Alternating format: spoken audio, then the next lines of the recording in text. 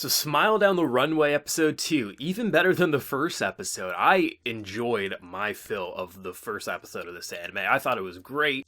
It was exciting to see how the fashion design and just the overall industry was functioning, and I was actually pretty impressed with the direction of letting Iketo join in with Chiyuki and kind of like build this industry just right off the bat, not really playing to the tropes of someone else's work being taken for granted and not getting the credit you deserve. And with the intro to this episode, I was actually a little worried because immediately he got shut down after the boss realizes that, hey, he's actually a high school student. And I was actually incredibly worried that they were going to fall down to the tropes that I was praising that they avoided with last week's episode, but the direction they took it with episode 2, so much better than had he just been kind of hired by Chiyuki's father. Like, the direction they took it with like an up-and-coming fashion designer who's one of the best in the industry, starting his own little business there, and how just the drama that comes with fashion and just runways and things like that, it really gets you into the moment and really make you understand why this is such a stressful industry. You can look at Chiyuki's father and just how he is seemingly treating his daughter. It seems very cold, seems very ruthless, but it's a very mean business. It really is. It's a dog-eat-dog world.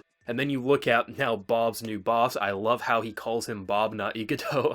I love that so much. It's such a little slap in the face, but it's kind of a cute slap in the face. I really appreciate how this guy, he seems like an absolute asshole. He seems like he doesn't care about his employees' health. He gives them 2-hour naps. You can see the bags under their eyes. It looks like a absolute hell and nightmare. And when one of his workers comes crashing down, she's bleeding from the nose, she needs an ambulance, all he can think about is, I can't finish this, I'm screwed. But if you are put into a situation where this is, like, literally you have one shot maybe a year to make it or break it. If you break it, you're probably going to run out of money. It's understandable how you get to this mindset. It's not to say it's justified, but you understand just the hostility and why so many people in this industry are so stressed out and so much of an asshole. Like, I don't even know everything there is to know about the fashion industry. I just know it's a very toxic environment, and I really appreciate how they portrayed it with episode 2. I was actually happy with episode 1 that it was a lot more cheerful, as it's a good way to get you on board with the story and characters overall, but definitely don't make it happy-go-lucky fun times 24/7. So the fact that Iketo actually had a very hard time, just like, hey, you know, looks like he's finally getting his shot, even though he's a high school student, maybe he doesn't have to give up his dream, and he sews and it looks all good, and then he rips it in front of him saying, you're absolutely an amateur. I do appreciate how you have a high school student, even if he made something that looked beautiful on Chiyuki, there is no reason why professionals should hire him because of a one-hit wonder. Like, obviously, there would be, like, agencies and things like that, or just, like, companies that said, hey, I will buy this design off you, but I'm not going to hire you because you don't have the experience. Any schmuck could have a one lucky chance. Like, you could make a movie and have it be $1 million, you know, indie film. You spend $1,000 on it, it makes you $1 million. It doesn't mean you're going to be a hit indie filmmaker for the rest of your life. So obviously a lot of these companies are going to look at him with skepticism and not want to give him the time of day, especially when you have a deadline just approaching. But this is going to be his shot because with one out of commission, the only chance he has at making the 40 dresses a reality on this runway is to let 2 amateurs basically be his make it or break it. And I don't see how he'll be able to say no unless there's another help that will come his way, so it'll be interesting to see should he be able to tailor the dress for Chiyuki's body, what it will look like, because she's an amateur model compared to everyone else here, and I think it really got down the drama quite well, while still spicing it up throughout the episode to make it a little cute and adorable every so often, with a lot of good comedy mixed in with it. The comedy didn't distract from the drama, and the drama didn't distract from the comedy. They struck a very good balance, and it wasn't like they were making goofy faces when someone came crashing down and her life was in danger. Like, one of the more interesting moments throughout this episode is something that I feel like a lot of time, if you were to put this in an anime studio's hands, it would be just pure sexual fan service. But the idea of all the models undressing and how, obviously at first, Iketo is very, you know, embarrassed. He's a boy, he's obviously attracted to the female body, and then you just see how he's getting embarrassed, and you just see how it's just so nonchalantly, like, this is a professional business. Like, you don't have time to change, you have to make sure you can get in and out of your dress as quickly as possible. It is just a body, this is a workplace. Don't get embarrassed. And they made it such a normal scene for basically all the characters undressing, which you rarely get to say, especially in anime, but definitely shows you that this is a manga author who understood how to write the runway and fashion industry, and clearly the studio, which honestly, I have no real love for the studio or a lot of the team members involved in this production.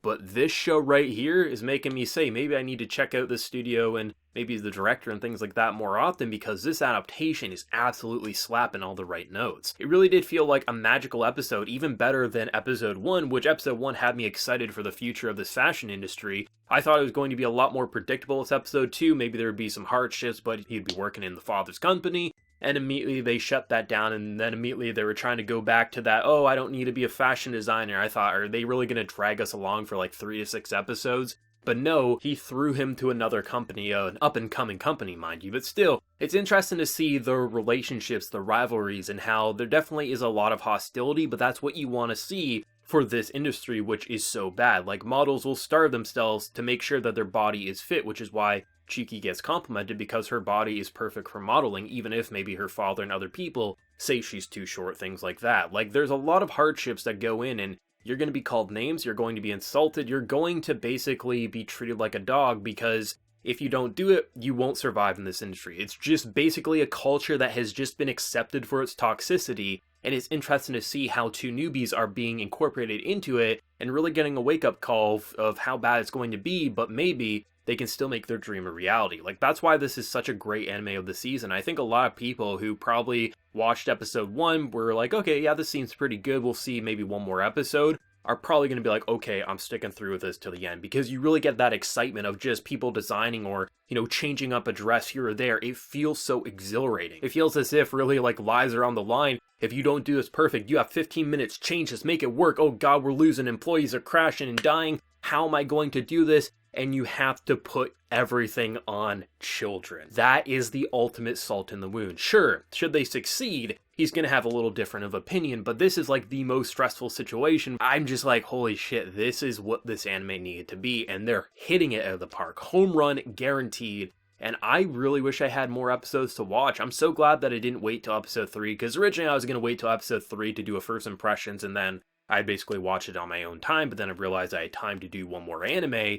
And I am so happy I decided to check out episode 1 on Sunday there, because I would have been kicking myself watching like the first 2 to 3 episodes, realizing I wanted to review it weekly all along. This is such a fun series with so much depth to it, while being comfy and hilarious, but also so dramatic, which is exactly what I want to see from Smile Down the Runway. One thing I have to give a lot of praise to is definitely the soundtrack. There definitely is a magical feel to it when it's not in its like, holy shit, things are going bad moment, but when it has to go dramatic, whether they just kind of cut it, make it very dramatic with sound effects, or they got some music playing to really get under your skin, just between the music and of course just the dramatic shots, this production, it screams professionalism. And you wouldn't think it would, just based on like the 2 other anime that this studio has handled up to this point. But holy shit, if this could be the direction that this team, this studio wants to take future projects in the future, I could see so many stories that usually wouldn't see the light of day in a decent anime production actually come out and actually have fulfilling and rewarding anime adaptations, which usually a show like a fashion show or things like that, you'd maybe see that in a movie or like an OVA, but a lot of times a series like this, even if the source material is popular, you wouldn't really be able to market a fashion anime the same way you would be able to market a battle shonen or a harem or things like that. Just, it's not as profitable on paper, but just looking at this show overall, it feels as exciting as any of the insane battles I've watched this week in anime, and it feels like it could just be as important and impactful to a lot of anime fans who probably normally wouldn't watch a fashion anime. Hell, I've had a bunch of people say, I wasn't going to watch this anime, I saw your first impressions, and I'm really loving it. It really is a style that a lot of people are going to say is not going to work for them, but really it is once they give it an honest and go shot. Like, it is so goddamn good, and this was honestly one of my favorite episodes I watched this week. Episode 2